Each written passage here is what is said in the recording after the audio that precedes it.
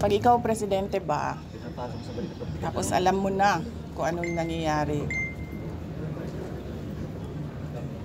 Tapos nakikita mo na based on the budget kung paano binaboy yung pera ng bayan. Mag-aantay ka pa ba ng komisyon o ng truth commission o ng kung anong komisyon yan? Actionan mo kasi kaagad dapat yan eh. Unang-una, sinabi ko na noon, nag-appoint siya, nagpumili siya ng speaker na involved sa bribery nakalagay sa isang kaso doon sa Amerika. Klarong-klaro na doon nakita na involved siya sa racketeering and sa bribery. So, ikaw ba, presidente ka ba, ilalagay mo ba yung ganyang klaseng speaker? Siyempre, hindi na, di ba? So, anong nangyari sa budget natin? Na-racketeering din. Yes, ma'am. Opo. It was actually for last Friday.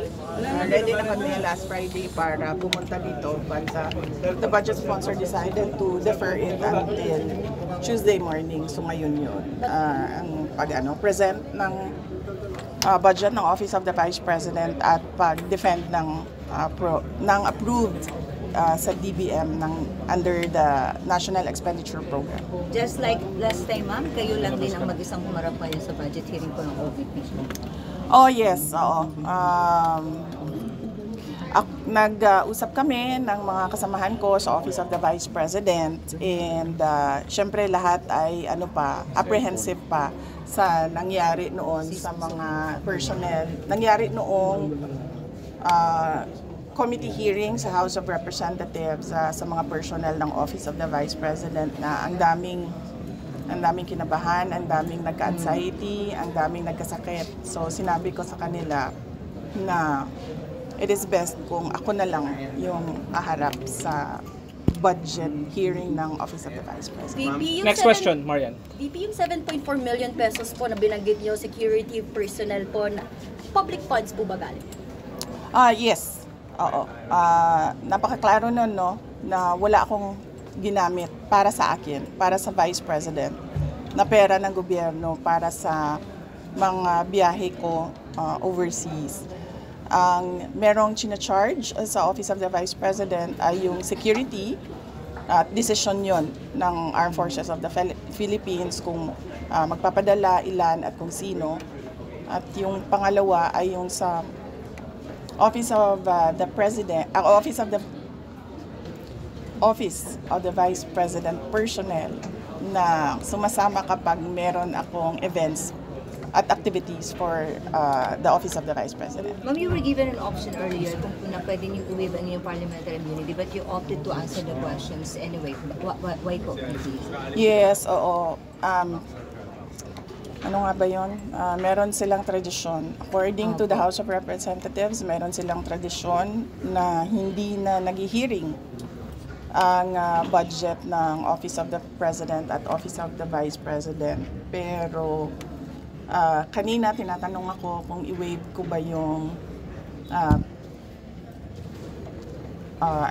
tradisyon na yon nila, no? The privilege, yes. And sinabi ko na i-waive ko yung privilege na wala nang tanong sa budget ng Office of the Vice President. Ma'am? Last two questions, Red. Ma'am, were you expecting yung mga confidential fund questions and yung mga questions about your travel doon sa mga lawmakers na galing sa Makabayan Block? Were you expecting it already? Yes, oo. Madami kaming mga in-expect na mga tanong pero dalawa lang yung nilabas nila, no?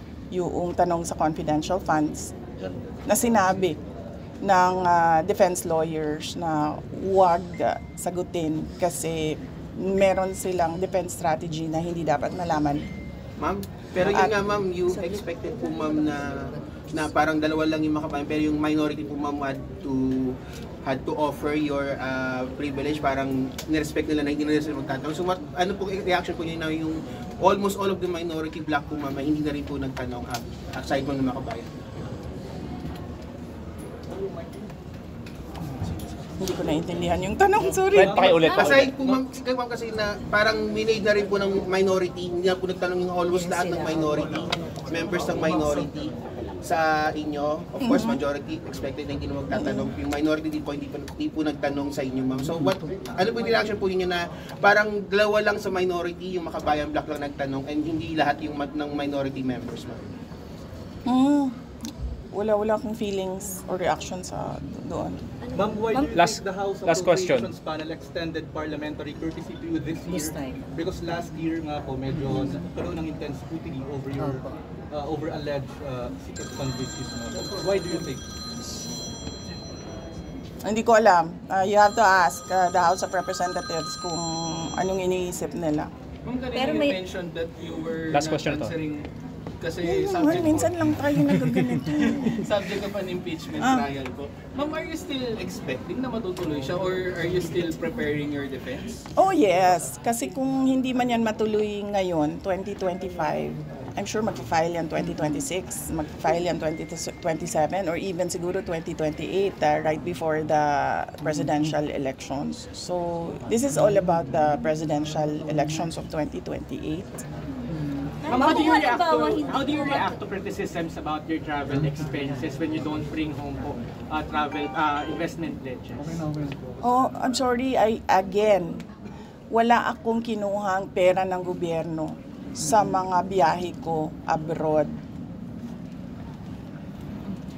Okay. Ma'am, babalik kayo Next dito topic. sa plenary Mel. deliberations. Babalik po kayo sa plenary deliberations. So, suporta po ba kayo sa kung Jose Alvarez sa plenary deliberations ng budget niyo?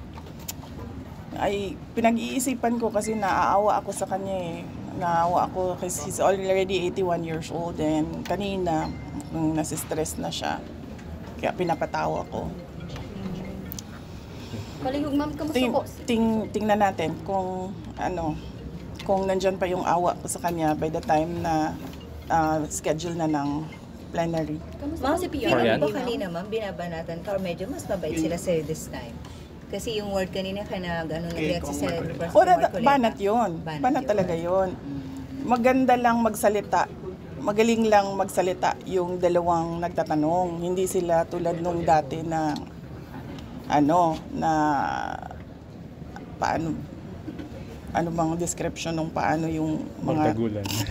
It was just, Oo. more tame this time. Oo, kasi 'di ba? Hindi naman sila nagtatanong about sa budget eh. Nagtatanong sila about sa confidential funds at sa travel. Eh sinabi ko na nga wala naman akong kinuhang pera ng gobyerno para bumili ng ticket, humingi para sa hotel, para sa representation per dime. Wala naman akong kinuha sa gobyerno. Ma'am, were you expecting an atmosphere a while ago na gano'n na magiging scenario or you prepared for a more intense sagutan sana kung sakali? Were you surprised na gano'n lang kanina? Far from the last time you were here? Oo. Hindi lang yun naging intense kasi hindi ako bumanat. Last time kasi, bumabanat ako kaya naging intense siya. So kanina, naisip ko, pamanatan ko ba ito sila o hindi? Why, ma'am? Ba't nga hindi ba na po hindi? kayo bumabalik? Ba't nga po? Naaawa ako kay Congressman Pepito Alvarez kasi he's 81 years old and I do not think that he can handle the stress of an intense and heated budget hearing. Marian. Si PRRD, kamusta po?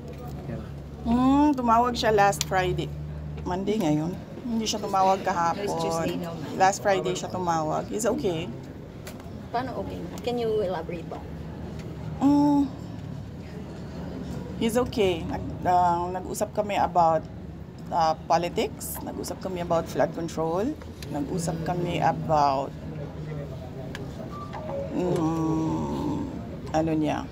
love life niya.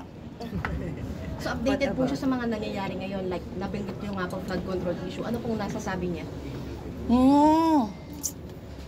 Kasi bawal ako mag-discuss ng kung anong pinag-uusapan doon sa loob eh. So hindi ko masabi kung anong sinasabi niya. Okay, next question. Any more?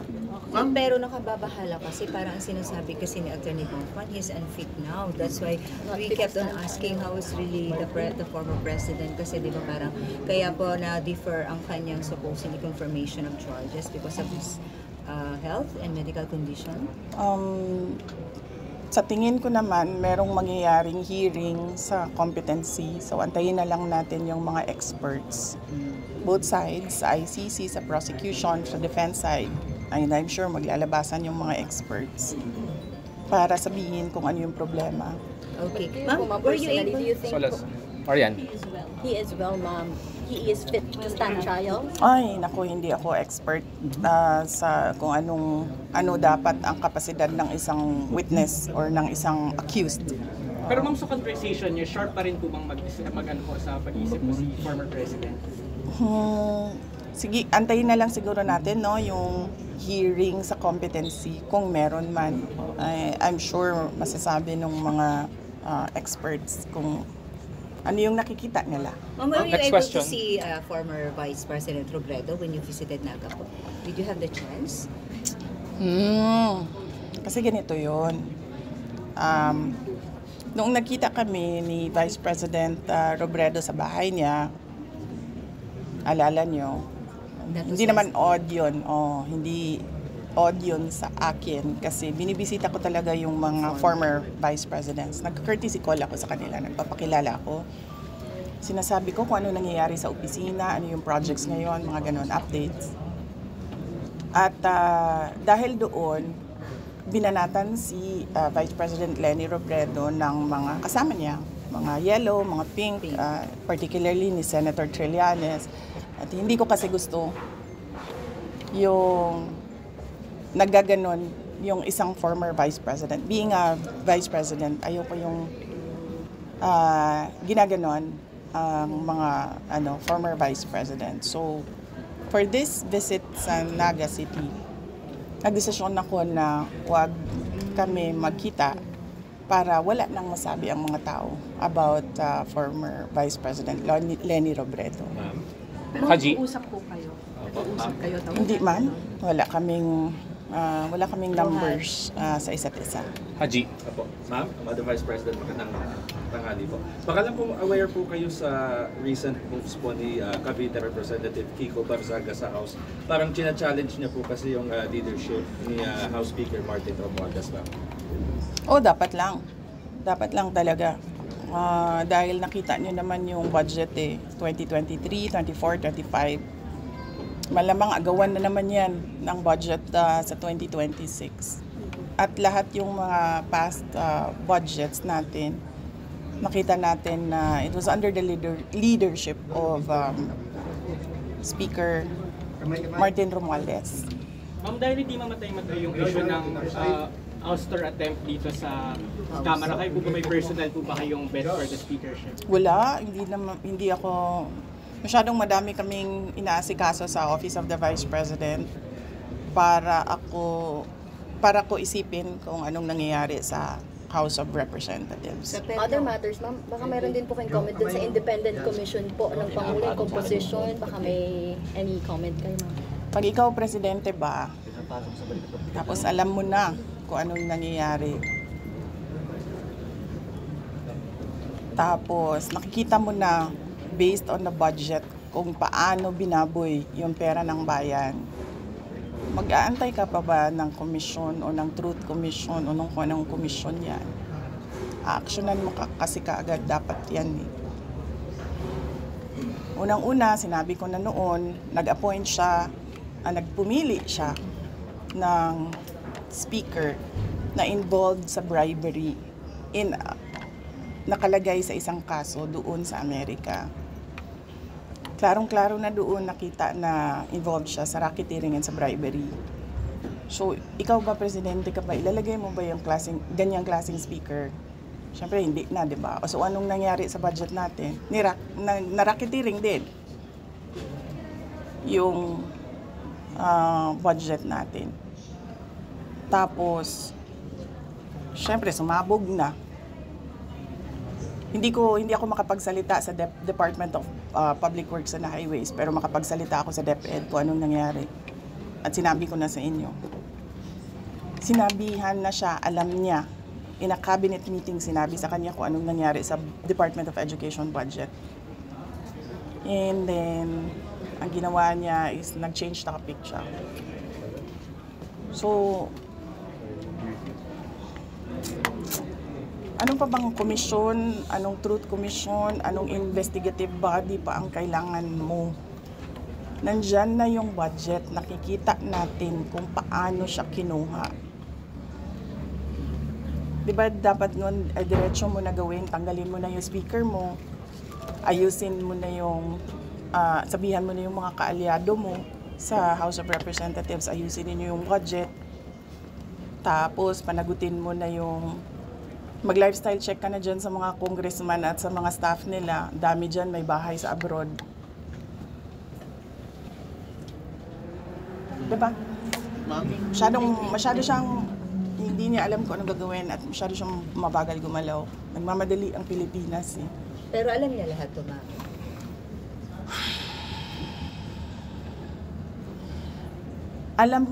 Alam nga nung bata na nakikinig lang at nanonood lang ng balita at nagbabasa lang ng budget. Presidente pa, hindi niya alam. Pero ma'am, di ba too late na po ba yung ginawa ni BBM, and of course, dapat po ba talagang kasuhan na si Speaker and si Sandy ko sa mga ginawa nila? Actually, hindi na nga siya too late eh. Nothing na nga siya eh. Nothingness na ang ginagawa ngayon. Ma'am, kaso, the Speaker was your campaign manager in 22. Were you not aware of these issues before? Hindi naman siya naging speaker noon eh. Ay, hindi, ma'am. I mean, yung bribery po, kasi na-mention yung bribery, alleged bribery. Were you not aware during the 22 campaign? I do not remember the exact time kung kailan ko nalaman yung case doon sa United States kung saan nabanggit yung pangalan niya sa pagtatanggap ng bribery for the cases that were filed here in the Philippines. Pero hindi naman kasi ako ang pumipili ng speaker eh. Ang pumipili ng speaker ay ang presidente. At naging campaign manager lang naman siya by default eh kasi siya yung president ng partido ng Lakas. Ma'am, yung umuubo Any more na questions? po sa Senate, ma'am. Senate po, ma'am. Sa Senate. Ano naman? Hindi naman tapos-tapos yan.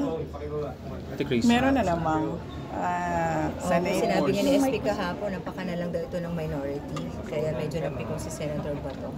Nagkaroon ulit ng heated argument yesterday. Hindi ko rin sinusundan kung anong nangyayari sa Senate. Pero nandun ako bukas, sabihan niyo yung mga kaibigan niyo sa Senate. Hindi for budget hearing. Meron lang akong bibisitahin na senador. Sino po, ma'am? Ay, hindi ko pala banggitin yun kasi baka tumagal ako doon. Mamadali ako. May isa lang. Si Senator Amy? Amy, ma'am. Hindi. Hindi si Senator Amy. Senator Amy, katext ko yan araw-araw. Senator Robin. Hindi si Senator Robin. Magkikita kami sa rally sa Japan. May rally kami doon. Ay, tuloy yun, ma'am, yung 20 at 21 po. All right, sa bago na tuloy kayo. Thank you. Thank you very much, Thank you. Ma'am, thank you po, ma'am. Thanks, Thank you po.